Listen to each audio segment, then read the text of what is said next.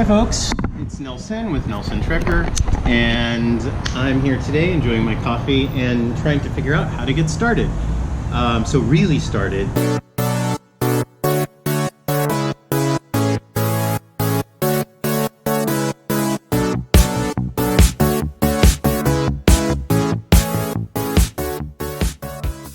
But just been brainstorming, so I thought I would just, start recording, start talking, and seeing what might happen.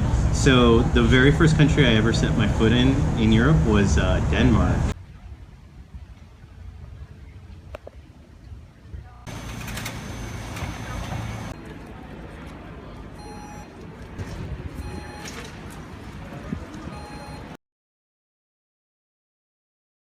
And that was a pretty awesome experience. I had just moved back from North Carolina after 7 years of enjoying the mountains and everything that, all the amazing experiences that entails. So yeah, Denmark, it was a little bit of a sacrifice to get there. I was in Florida searching, trying to figure out what I wanted to do next. I thought maybe real estate was going to be the answer, but I did peck away at that, and that was fun, but I just needed a little bit of more meaning, a little bit something more to look forward to, since the dating scene was not exactly, it was happening, but it wasn't doing exactly what I wanted it to do.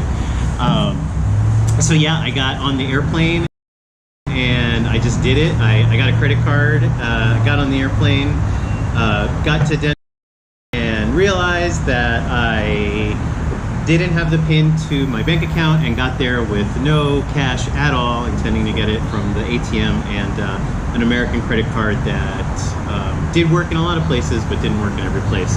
So it was kind of an adventure. It even started when I was at the airport trying to figure out how to buy a tram into the city. And I remember just being so confused and trying to do it in Danish and being really happy when I figured out that I did it. So, I had started the adventure and was open to where it was going to take me.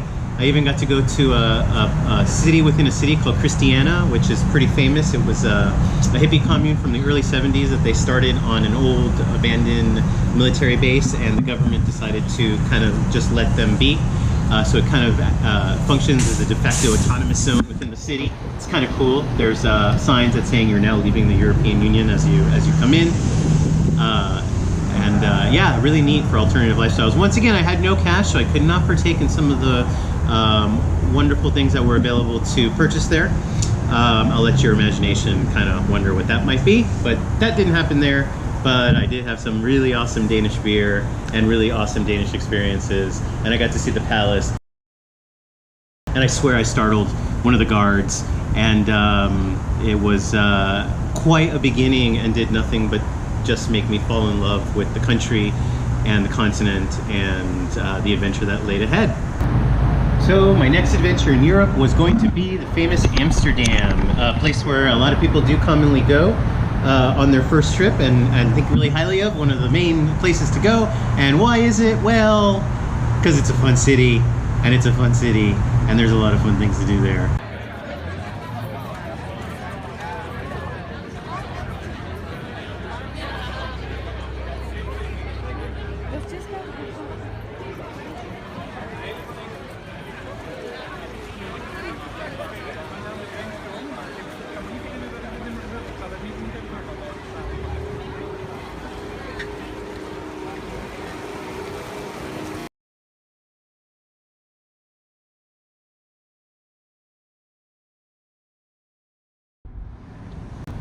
So what did Amsterdam do to me?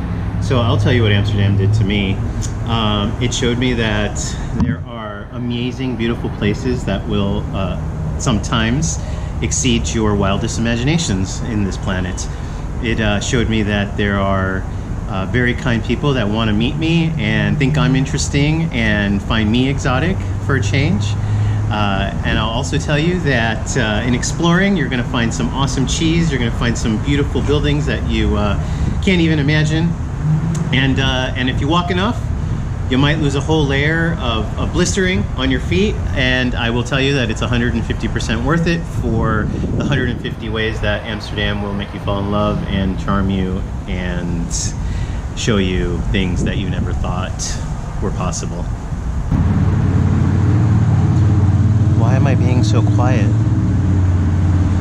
Because I was in Switzerland and I realized that it's very quiet and the people are quiet, and I got to go to a heavy metal expo in a bar, and even they were very quiet. So Switzerland was everything that you think Switzerland should be, with the mountains and the chalets and the cheese and the bells, but it's quiet.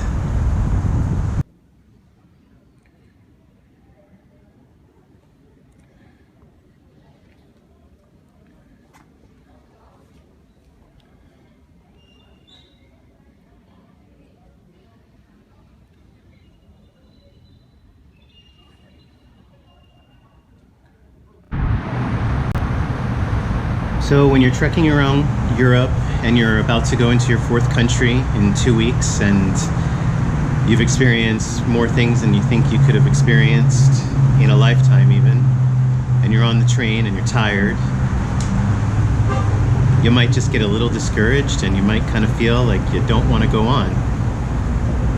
But you might get influenced by the beautiful countryside, and you might get inspired, and by the time you get to Paris and by the time you see the lit Eiffel Tower, life will come back to you and you'll feel exactly why you came there in the first place.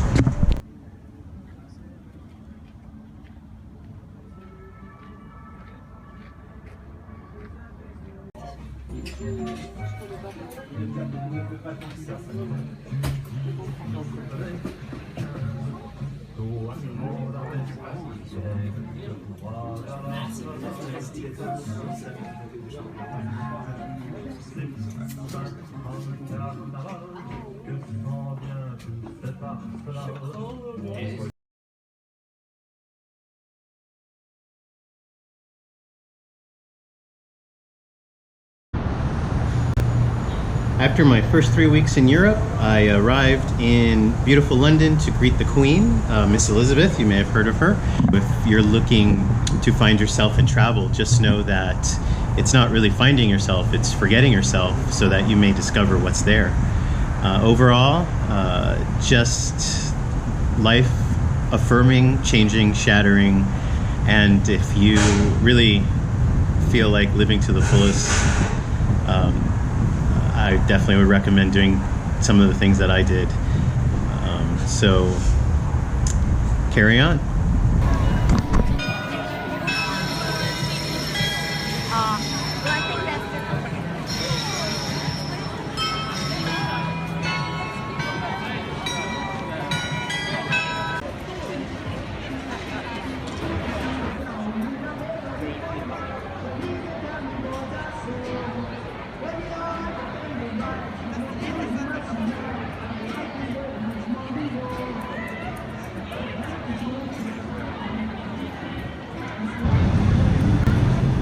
One difficult thing that I had to deal with, I was actually in Amsterdam when it all kind of came to a head for me, was that my grandmother had passed away just a couple of months before, and all the discussions and conversations that I'd had with her about the excitement of my trip and the new things that I was going to experience kind of had a little bit of a dullness to it, being that I would never be able to actually talk to her about that and share that experience with her.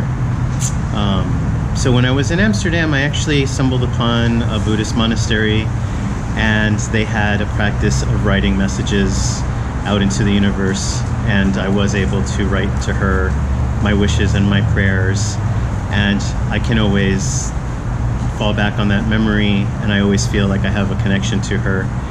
And I realized that after everything, that she was really there, and she's actually a little bit more with me every time I travel and every time I move forward.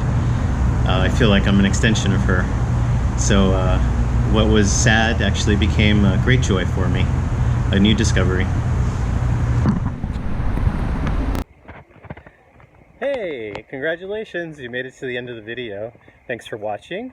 I appreciate your attention. I know there's a lot of things out there that can grab it. I hope I become a better storyteller, add some value to what I can bring to you. I'm trying to make videos. I'm going to try to do one a week.